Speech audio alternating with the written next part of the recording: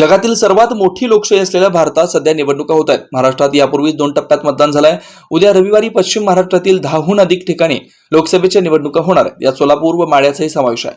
या पार्श्वभूमीवर सोलापुरातील कलाकार विपुल मिरजकर यांनी आपल्या कल्पकतेने पेंटिंगचा वापर करीत आपल्या सहकाऱ्यांच्या चेहऱ्यावर चित्राचं पेंट करून 2024च्या निवडणुकीत मतदारांनी 100% मतदान करण्याचा संकल्प केला। विपुल मिरजकर यांनी 2019च्या निवडणुकीत अशाच पद्धतीचा उपक्रम राबवला होता, त्यावेळी त्याला चांगला प्रतिसाद मिळाला होता। विपुल मिरजकर यांनी रेखाटलेल्या चित्रातून देश बळकटीकरणाचं दृश्य पाहायला मिळते। त्याच्या या उपक्रमाचं सर्वत्र कौतुक केलं जात आहे।